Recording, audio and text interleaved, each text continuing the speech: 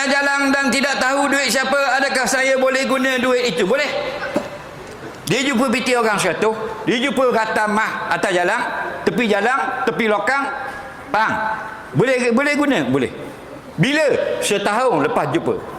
Syarat nak guna, mu kena khabar ke orang. Siapa hilang gelang, siapa hilang cicing, siapa hilang piti. Lama masa, setahun mu khabar, orang dak cari juga, dak mari ambil juga. Lepas setahun, boleh guna.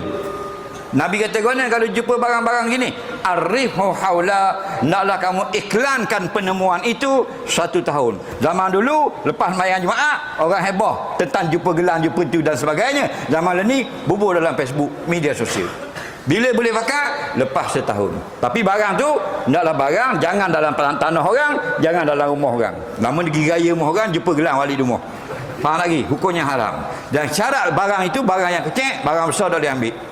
Dia jumpa backhoe wali rumah. Faham? Nampak tak? Kawan tu berhenti berok. Dia kata orang barang hilang. Barang hilang tu hilang. Backhoe mana ada? Orang hilang backhoe. Kering wali rumah dia 3 hotel rumah. Faham lagi? Lori balok orang hilang gitu. Dah, benda kecil-kecil.